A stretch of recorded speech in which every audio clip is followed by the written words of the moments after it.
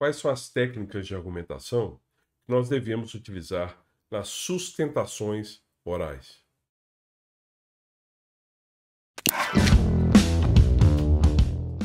É claro que cada advogado é livre para criar ou utilizar as técnicas de argumentação que achar mais pertinente em relação às sustentações orais. Eu vou aqui trazer aqui algumas dicas com base na minha experiência e na minha observação também do que é feito nos tribunais brasileiros. Então, eu cheguei à seguinte conclusão: que a sustentação, imagine que você é um ministro do Supremo, do STJ, ou de qualquer outro tribunal superior, ou mesmo um desembargador.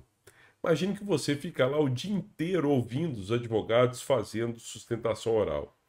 Isso pode ser muito agradável no início de profissão, assim que você, por exemplo, você é juiz e você é promovido e assume lá a função no tribunal. No início você pode até achar interessante, tá? Mas no final, com alguns meses de trabalho, você vai ficar ali vendo o advogado falando o dia todo. A chance de você se entediar é muito grande, é muito grande. Por isso que você vê aqueles desembargadores e ministros lá quase que dormindo durante a fala do advogado, de tão assim entediados que eles ficam durante a sustentação oral.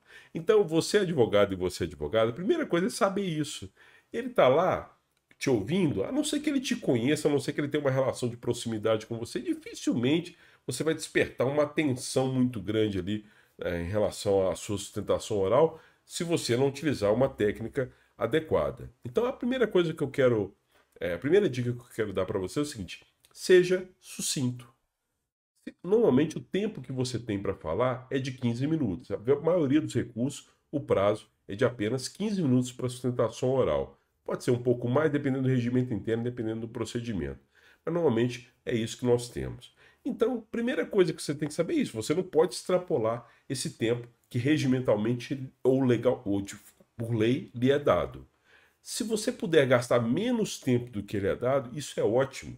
É bom para você e é simpático também em relação aos desembargadores e ministros, como eu falei, estão lá o dia todo ouvindo os advogados falando e se entediando com aquilo ali na maioria das vezes.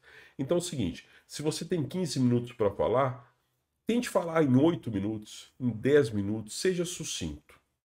Outra coisa, outra dica que eu quero trazer para vocês. Ora, você já interpôs o recurso, você já ajuizou a ação, você já escreveu a petição. E a petição tem lá páginas e páginas de argumentos. Não tem sentido você pegar uma petição e ler a petição que você interpôs, de ler trechos da petição, ou ficar ali muito atrelado à parte escrita. Porque a sustentação oral ela serve justamente para você dar vida àquele argumento que você escreveu. De você trazer, lembrando aqui do Fedro de Platão, né? Você vai trazer vida ao seu argumento. Então, aquilo que você escreveu, você não vai precisar ler aquilo novamente. Obviamente que não. Isso é uma técnica errada. Infelizmente, alguns advogados fazem isso, levam por escrito a sustentação oral e começam a ler durante o tempo ali aquilo que ele pretendia argumentar, pretendia falar. E isso é terrível. A pior sustentação oral que você pode fazer é essa. Essa que você fica apenas lendo o seu argumento. Então, primeiro, não faça isso. Não faça isso. O princípio da oralidade ele serve como extensão do princípio da ampla defesa. A oralidade é a fala. A formalização argumentativa, a escrituração é a escrita. É usar o argumento de forma escrita. A escrituração já foi feita na petição. A sustentação oral, como o nome indica, serve para exercício da oralidade. Então, fale. Fale olhando para os desembargadores, olhando para os ministros. E use argumentos para expandir aquilo que está escrito.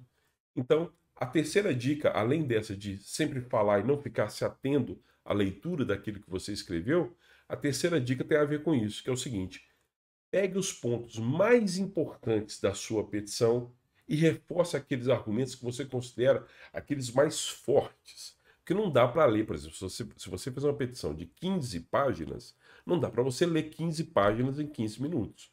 Então, o que você faz? Pegue aqueles pontos mais importantes que você acha que você tem mais chance de convencer os desembargadores e ministros e utilize isso, reforce isso na sustentação oral. Faça como uma espécie de resumo. Então, por exemplo, se você numa sustentação oral da apelação, você alega que o seu cliente pagou a dívida e que ele juntou o recibo nos autos comprovando o pagamento da dívida, Então, o que você vai fazer? Reforce isso.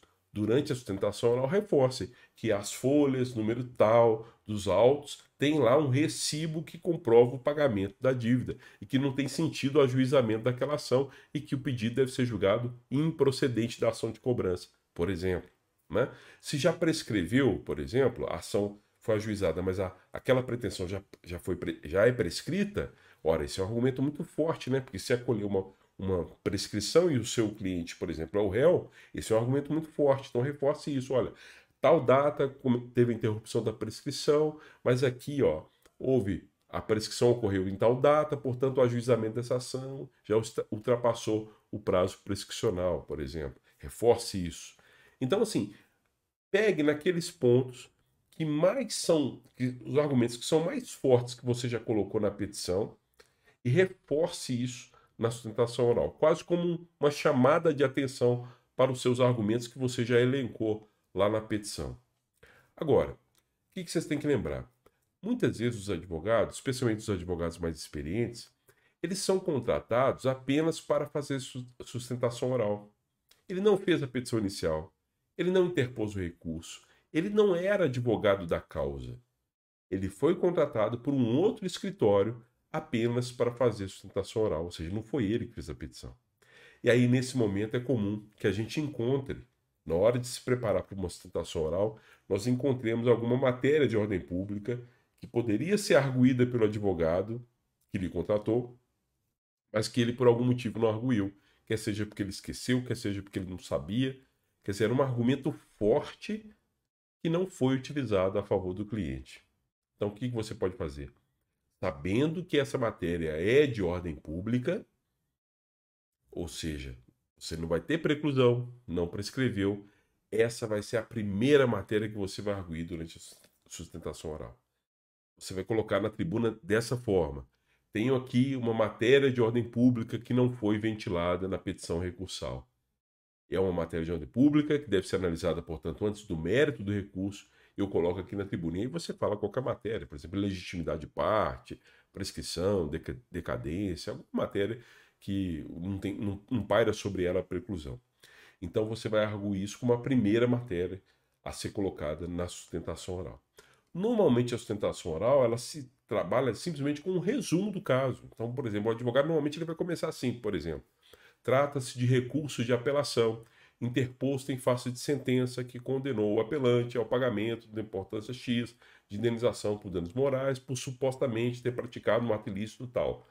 Aí você fala, ó, não há razão para manter a decisão dessa forma, e aí você continua a sua argumentação. Quer dizer, faça faça uma breve síntese do caso em poucos minutos, 1 minuto, faça uma síntese do caso, e aí você inicia a sua sustentação oral elencando os pontos mais importantes. Como disse, se tem uma matéria de ordem pública que não foi colocada, você pode ainda assim arguir porque sobre ela não tem preclusão.